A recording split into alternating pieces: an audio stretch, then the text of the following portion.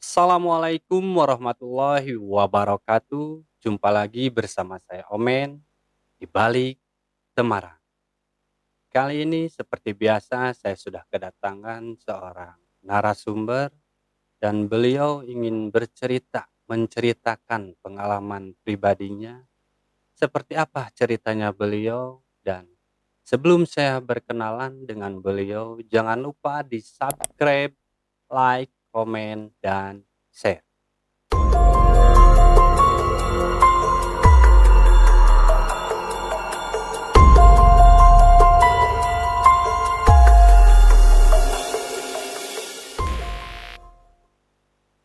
Oke, kita langsung aja berkenalan dengan narasumber kita, Kang Sandi. Ya.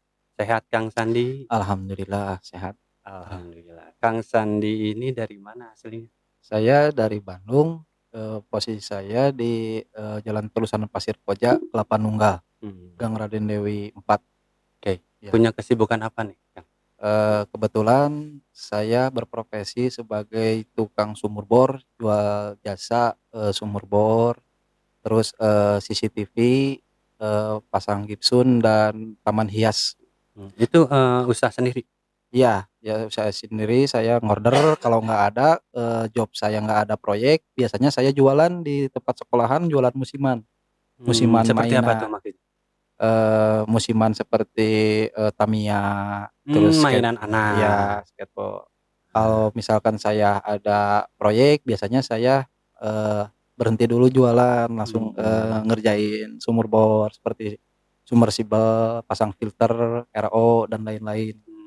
tentang perairan ya. Ya, terutama juga bisa, pasang CCTV, Heeh. gipsun, dan taman hias. Biasanya Hmm, saya suka ngorder ke tempat perumahan-perumahan terdekat hmm. seperti Cibaduyut, Mekarwangi, dan lain sebagainya. Berarti freelance ya. Ya, Nah, freelance. nah, buat sahabat Teteh yang mungkin memerlukan jasanya Kang Sandi, boleh nanti bisa kontak-kontak ke Kang Sandi ya Kang ya. Ya, ya, ya. Di mana aja kan, di daerah Bandung atau di luar Bandung juga bisa? Ya, bisa, keluar kota juga bisa. Bisa Ya, ya. bisa. Nah, bisa hubungi Kang Sandi atau boleh komentar di video ini, nanti akan kita sampaikan ke Kang Sandi apabila saudara-saudara di rumah atau sahabat Teteh yang memerlukan jasanya, silahkan nanti ke Kang Sandi saya hubungi. Seperti itu ya Kang ya. Iya. Nah, Hmm. saya ngobrol-ngobrol katanya Kang Sandi ini mempunyai cerita Ya, yang betul. di luar nalar. Ya, betul. Seperti apa awalnya Kang? Jadi kejadiannya itu, pertama-tama sebelum kejadian tersebut, saya sempat ditawarin sama saudara, kebetulan saudara saya, menikah sama, bos batubara, bos batu Saudara kandung, saudara ipar, saudara saudara ipar. ipar, ya. Kemudian saya diberikan kesempatan, meskipun saya juga rada agak bimbang gitu, bimbangnya soalnya saya punya profesi sebagai sumur bor gitu, sebentar lagi, konsumen akan nelepon ke saya dalam jangka waktu 2 minggu. Oh, udah ada PO Udah ada, sebelumnya ya. gitu. Cuma ada yang Ya, cuman, saya diberi kesempatan sama saudara saya, "Bagaimana kalau mencoba kamu kerja di tempat saya?" "Di mana, Pak?" "Tempatnya di Sumatera Selatan, Muara Enim, Batu Raja." Palembang ya? "Iya, Jauh. Palembang." Kerjanya saya di Palembang. Hmm. Kebetulan saya tertarik karena, saya ke sana bukan hanya kerja, tapi langsung dijadikan mandor. Beliau berkata, "Saya sering bengkak dengan laba, sekarang," gitu. Ja Maksudnya ada kerugian di perusahaan itu? Ya, ada oknum-oknum yang tidak bertanggung jawab lah, kurang Hmm. bertanggung jawab itu di antaranya. Terus, eee, atas dia meminta tolong, jadi saya bukan menyuruh bekerja, tapi saya meminta tolong kepada Sandi, "Tolonglah saya percaya sama saudara sendiri daripada Hmm. sama orang lain. Hmm. Saya jadikan posisi Sani di sana sebagai mandor, jadi tidak usah kerja, cukup tulis aja per lubang berapa ratus, batu bara yang Hmm. keluar diangkut," gitu. Saya Manajemen mungkin ya, seperti manajemen manajemennya sebenarnya, biar iya. kelihatan keluar masuk Iya, barang keluar atau masuk apapun ya. barang. Nah, saya mikir-mikir dulu, ini gimana, sudah ada PO ya kerjaan saya. Akhirnya saya diberi solusi, ya udah, kalau gitu eh proyek yang ini PO-nya kasihin aja ke teman kamu biar kamu cenah dapat komisi aja lah cenah. Coba aja untuk keluar cari pengalaman mungkin jauh lebih baik daripada yang sekarang. Akhirnya diterima lah. Akhirnya diterima lah saya. Jadi PO yang itu dialihkan kepada teman saya. Ya alhamdulillah berjalan dengan lancar. Singkat cerita saya ikut sama saudara. Ya alhamdulillah saudara saya sangat sayang sama saya sampai saya di sana dimanjakan. Biasanya kan itu hitungan jam perjalanan Bandung ke Sumatera Selatan mungkin hitungan jam, tapi ini agak lama soalnya kan saya di sana banyak mainnya gitu. Sebelum ke tempat lokasi saya ke Jakarta dulu. Di Jakarta itu saya di hotel. Terus di perjalanan makan-makan dan lain sebagainya. Pokoknya saya dienak-enak sama saudara saya. Saya nggak tahu apa yang akan terjadi nanti di sana. Ya saya pastinya saya berdoa lebih awal gitu. Singkat cerita saya di sana bekerjalah saya di Muara Enim Batu Raja gitu. Alhamdulillah saya disambut dengan baik. Saya kaget. Saya biasa kerja paling banyak di perusahaan mana juga gitu, paling banyak ratusan orang. Ini sampai kurang lebih 1000 di daerah di tempat kerja. Sampai ke tempat lapangan penyimpanan batu bara itu kurang lebih lapangannya ada 1 kilometer. Terus dari perjalanan itu sampai ke tempat lokasi itu juga 1 kilo. Itu hutan semua gitu. Saya kaget. Wah, ini karyawan si Abang gila banget. Sampai karyawannya hampir 1000 kalau kurang lebih. Kalau di ini gitu nggak biasanya, pokoknya sangat terhormat lah abang saya di sana, sangat terhormat. Kenalannya pun bukan biasa-biasa, dia berinteraksi dengan TNI dan lain sebagainya, seperti aparat-aparat seperti itu. Alhamdulillah saya dijamin dengan baik di sana. Tidak lama kemudian ya saya merasa enak di sana. Bisa nyaman. Ya seiring berjalannya waktu. Ketika si abang kurang ada aktif di lokasi, saya ada seseorang yang nggak suka sama saya, diantaranya mandor tersebut yang oknum yang kurang bertanggung jawab gitu. Sampai saya waktu itu Kang Sandi sebagai mandornya membawahi beberapa karyawan. Sebelumnya si Jiun itu orang Jawa yang dipercaya sama abang saya karena banyak kesalahan dan sesuatu yang bengkak gitu dari labanya, makanya diutuslah saya ke sana untuk menggantikannya. Beliau itu awalnya menerima sama saya, welcome lah gimana gitu, menyambut. Mungkin dengan seiringnya berjalan waktu ada perubahan-perubahan yang lain gitu, seperti perilaku dan lain sebagainya. Sampai saya di sana seorang diri. Alhamdulillahnya saya berinteraksi dengan masyarakat Palembang itu baik gitu. Cuman di sekitar perumahan-perumahan tidak di lokasi. Saya pernah dibawa ke hutan sama si Jiun karena di sana itu kalau sudah lewat jam 5 nggak bisa naik ke atas ke lapangan tadi yang 1 kilometer. Apalagi kalau cuacanya hujan dan licin gitu. Ya nggak bisa naik, soalnya kan itu motor modifan harus pakai ban seperti cross gitu ya cross gitu yang untuk angkut batu bara gitu. Akhirnya saya dibawa pernah ke hutan, tidak lama kemudian saya diajak duel waktu itu. Alhamdulillah saya punya pengalaman dari perguruan Pancaksilat Panglipur. Maksud duel itu berantem? Ya berantem, saya tidak suka kamu menggantikan. Iya, menggantikan saya sekarang gini aja, siapa yang mati, kamu apa saya? Gitu. Saya diajak duel di hutan sekitaran jam 4 sore. Sampai saya diajak duel. Alhamdulillah saya punya bekal di Bandung. Saya pernah mengikuti perguruan Pancaksilat Panglipur. Alhamdulillah mungkin dengan kawan saya yang bernama Firman juga pernah menjadi ada pengalaman berguru seperti lah itu. Ya berguru.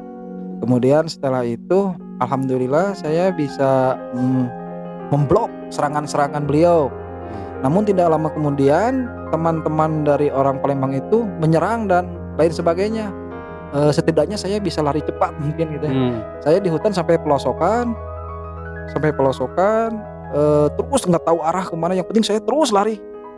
Tiba-tiba, alhamdulillah sebelum terlihat jalan raya, saya yang saya ingat, saya pernah melihat seorang kakek-kakek di sebuah ya ke semak-semak gitulah, semak-semak gitu. Saya nggak tahu ada ular, nggak tahu yang mana. Kan si kakek-kakek itu seolah-olah memberikan jalan sama saya gitu. Nggak, saya juga habis pikir, kok di hutan ini ada seorang kakek-kakek berpakaian Putih. bukan berpakaian seperti pakaian Jawa, kejawa-jawaan yang belang-belang gitu, sama yang pakai bendo gitu. Saya lihat sekilas sambil dia menuduhkan arah gitu, ke arah yang salah. Saya lari salah. Ketika dia menuduhkan jalan yang benar, saya ikuti petunjuknya. Saya tidak menghampirinya karena saya sedang dikejar gitu. Ketika itu keluarlah saya dari hutan itu di jalan raya. Kemudian saya diancam, ada utusannya diancam, kamu jangan kesini lagi.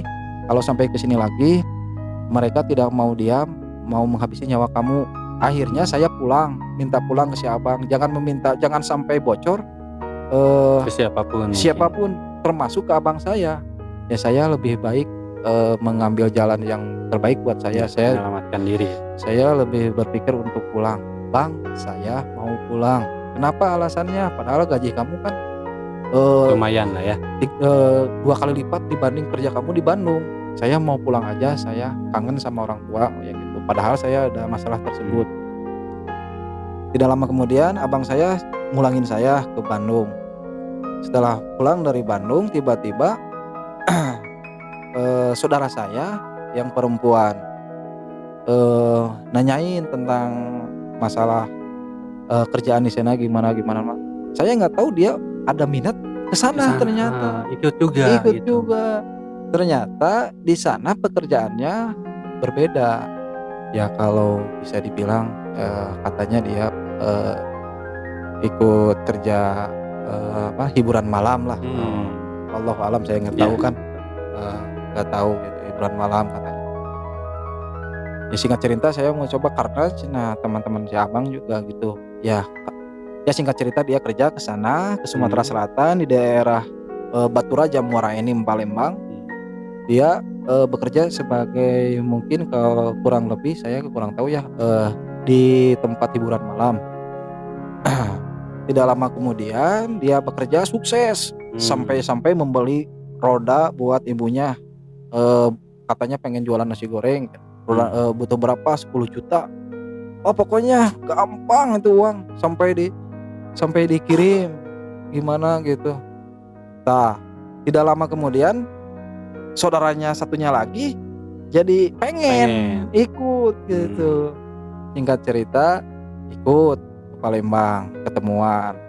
Seiring berjalannya waktu tiba-tiba mungkin ini jadi faktor saingan mungkin ya, antara si saudara dan si saudara. Oh, kedua-duanya saudara kedua-duanya gitu. Kalau ini kan tapi nggak saya sebutin namanya. Ya nggak apa-apa. Saya nggak sebutin namanya. Nah, terus singkat cerita mungkin di sana ada problematika atau apa, saya nggak tahu. Karena kalau dari hubungan telepon dia itu kurang harmonis hubungannya si saudara teh gitu. Singkat cerita tidak lama kemudian yang pertama ke sana itu sakit terus sakit-sakitan, nggak direspon sama keluarga karena sakitnya di sana gitu. Karena sudah lama kejadiannya, sakitnya sampai parah. Ya di sana juga bukan tidak ada rumah sakit atau dokter, mungkin di sana juga lebih berprofesional dan kompeten ya. Tapi ini penyakitnya di luar nalar logika. Bukannya kita nggak percaya sama ahli kedokteran yang di sana atau rumah sakit yang di sana. Cuman yang saya herankan ini penyakitnya kok di luar nalar, di luar logika. Akhirnya Di tidak luar lama, medis ya? ya di luar medis. Sampai-sampai dibawalah pulang ke Bandung saudara saya itu. Ini kenapa kejadiannya? Nah, begitu dibawa ke Bandung, memang dia dengan keadaan drastis, sangat lemah, sangat lemah sekali. Kemudian setelah itu berobatlah, berjalan seperti biasa. Kita berusaha berikhtiar untuk mencoba menyembuhkannya dengan cara logika Iya. seperti ke rumah sakit. Ya, di antaranya pernah dibawa ke rumah sakit Sentosa Kebonjati. Cuman dia bilang ini kok penyakitnya nggak ada penyakit seperti maksudnya? apa yang diprediksi sama Ya. ini yang di sini gitu. Kalau begitu cina mungkin ini kekurangan alat atau gimana, saya rujuk aja ke Rumah Sakit Hasan Sadikin. Rumah Sakit Hasan Sadikin. Setelah itu dirujuklah ke Rumah Sakit Hasan Sadikin. Ketika di Rumah Sakit Hasan Sadikin, saya mengalami kejadian-kejadian yang ya mungkin bisa disebut hal gaib gitu. Seperti apa? Setelah dimasukkan ke Rumah Sakit Hasan Sadikin, katanya ya mungkin untuk penelusuran harus dirawat dulu sementara, tidak tahu rekomendasinya beberapa harinya, nanti setelah ada progres yang jelas nanti dikasihkan instruksi gitu. Tidak lama kemudian datanglah semua keluarga saya untuk menjenguk beliau. Ketika itu saya waktu itu suruh dicarikan labu, karena ini lemah banget, darah ya mungkin ya, labu. Carikan labu. Saya cari labu. Kebetulan di rumah sakit ini lagi kosong. Carilah ke rumah sakit yang lain. Saya cari rumah sakit Sentosa tidak ada. Dapat di rumah sakit Immanuel saya dapat labu.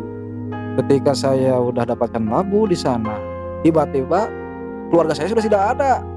Nggak tahu alasannya gimana, nggak ada di rumah sakit. Katanya pulang dulu, mungkin kata dia setengah sadar lah gitu. Ya terpaksa saya harus menunggu di sana. Disinilah terjadi sesuatu. Saya dengan terpaksa menunggu saudara saya di Rumah Sakit Hasan Sadikin yang dirawat di ruangan Alamanda 1. Alamanda 1 itu saya lihat bangunan di Rumah Sakit Hasan Sadikin itu seperti bangunan Belanda. Dan di sana tidak seperti rawat inap yang lainnya seperti yang di Gedung Anggrek, Kardiak dan lain sebagainya. Itu masih banyak orang dan masih safety, masih higienis gitu tempat-tempatnya. Beda seperti saudara saya yang dirawat di Alamanda 1. Bangunannya seperti Belanda dan tidak jam 7, setengah 7 mungkin sudah tidak ada orang sama sekali. Saya lihat berjalan karena saya di sana tidak boleh merokok. Saya mencoba meminta izin pada saudara saya sebentar untuk merokok. Sekitaran jam 7 setelah Bada Isya mungkin saya keluar, tidak ada seorang satupun. Saya penasaran, dulu om saya dirawat di Kemuning, kebetulan ada alamat Kemuning. Saya pengen tahu gitu. Masih di rumah sakit? Di rumah sakit, masih di rumah sakit Kemuning. Tidak lama kemudian saya iseng-iseng daripada bete gitunya, nggak ada orang, nggak ada apa. Saya berjalan ke arah Kemuning, padahal tujuan saya mau ke Jongko, keluar ya, mau merokok lah, menghilangkan penat. Memang agak bau-bau darah juga gitu di rumah sakit. Saya berangkat ke sana. Tiba-tiba saya terbesit lihat ada bacaan Kemuning. Saya teringat sama om saya gitu yang waktu dulu dirawat Kemuning. Saya mau jalan-jalan dulu sambil. Tapi waktu itu masih ada emang saudara maksudnya yang dirawat di Kemuning? Oh udah lama. Itu udah lama kejadian. Om saya dirawat di Kemuning kan, karena saya kebetulan lagi di Alamanda. Terus saya tiba-tiba terbesit ingat sama om saya waktu dirawat di Kemuning. Saya belok ke Kemuning, saya lihat ternyata di Kemuning itu sama sekali jam 7 lebih itu nggak ada siapa-siapa. Cuman ada perawatnya pun itu 1 sampai 2 orang gitu. Beda seperti di Gedung Anggrek, Kardiak dan lain sebagainya. tiba-tiba saya pernah lihat sesosok makhluk yang mungkin besar seperti laki-laki, soalnya besar dan berbulu gitu. Hmm. Singkat cerita, saya belok ke arah Jalan Kemuning padahal saya mau tujuan saya untuk merokok gitu. Tapi tiba-tiba saya terbesit melihat eee, bacaan Kemuning. Saya teringat sama om saya yang waktu iseng-iseng saya mau lihat ruangan yang dulu om saya, karena mungkin saya bete di Alamanda. Belok saya Kemuning, lurus. Kan di Alamanda itu tidak seperti di Gedung Kardiak dan Anggrek ya, Hmm. ada taman, tempat senam dan lain sebagainya untuk, ya mungkin para ahli medis beristirahat dan lain Ya. sebagainya. Saya di taman itu melihat sesosok orang yang seperti cowok kayaknya, soalnya dia itu besar dan berbulu gitu. Jelas banget. Jelas banget, saya kaget. Kaget, cuman dia tidak menghadap sama saya. Saya kaget, saya langsung lari. Tapi lari saya bukannya ke arah exit atau keluar Exit, gitu. Iya, exit. Tapi saya malah ke arah Kemuning terus. Akhirnya saya terjebak untuk keluar. Aduh, gimana saya mau masuk? Ketika saya mau pulang lagi, saya nyari bantuan, nggak ada orang satupun di sana kecuali di Gedung Kardiak dan Anggrek. Saya tahu di sana banyak orang, tapi orang di sana di Gedung Anggrek dan di Gedung Kardiak, bukan di Alamanda. Kalau Alamanda itu kan dekat ke Kemuning, ujungnya Rumah Sakit Hasan Sadikin. Gedungnya pun belum higienis dan safety gitu. Saya lihat gedungnya itu seperti gedung Belanda, masih bangunan-bangunan Belanda seperti itu. Akhirnya saya memberanikan diri karena saya teringat ada saudara saya di Alamanda. Ketika saya memberanikan diri, bahkan saya tidak menoleh sambil berjalan cepat. Dan saya pun, hati saya merasa penasaran gitu. Masih ada nggak sosok itu teh? Balik lagi ke Kemuning. Iya, itu kan jalan satu-satunya untuk keluar gitu ya. Saya keluar lagi, ternyata udah nggak ada gitu. Cuman pas di waktu-waktu keluar, saya cuman melihat ada bayangan-bayangan putih gitu, entah tapi beda seperti yang tadi saya lihat gitu. Saya cuman bisa melihat ya sekilas seperti bayangan-bayangan Sekelebat putih. mungkin. Iya, seperti bayangan-bayangan putih, tapi saya tidak lagi menemukan sesosok yang besar, hitam dan berbulu seperti itu. Nah, akhirnya saya keluar. Ya mungkin saya juga jadi pengalaman, mungkin jadi trauma juga ya kalau saya ke rumah sakit, apalagi ingat Alamanda 1. Itu pengalaman saya yang ya mungkin saya kalau ingat Baru pertama kali ya seperti itu. ya. Kalau misalkan saya ingat saudara ataupun teman di rumah sakit, pasti saya ingat seperti kejadian yang seperti itu. Akhirnya saya keluar dan bisa merokok dan pulang lagi untuk menjenguk saudara saya. Biasanya gitu kan ada jam besuk, cuman karena tidak ada yang menunggu, maka saya boleh masuk biasanya gitu.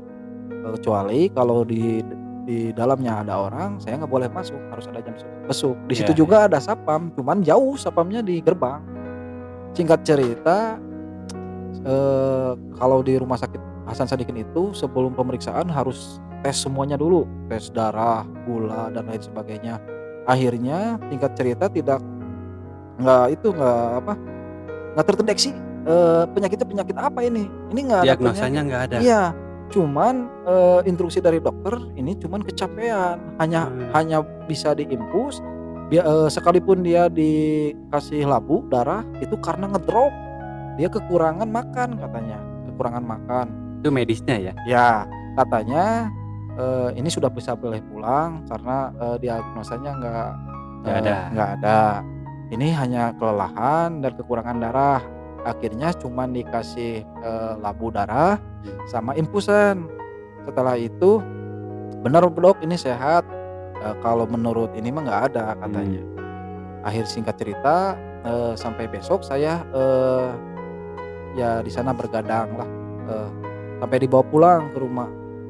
Tiba-tiba setelah kejadian di rumah sakit, pulang ke rumah seperti yang sehat, tapi Drop lagi. Bukan ngedrop, itu di luar sehat, lebih daripada sehat gitu.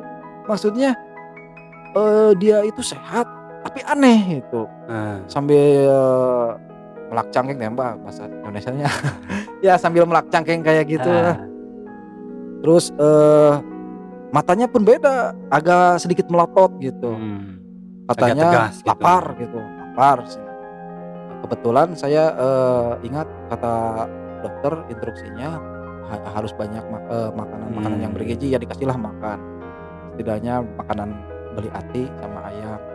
Setelah makan, dengan tidak biasanya dia itu makan cuman setengah piring juga, kadang-kadang nggak habis ya. Biasanya. Apalagi kan dia seorang cewek yang ya biasanya kalau makan agak Nggak, beda seperti iya. laki-laki.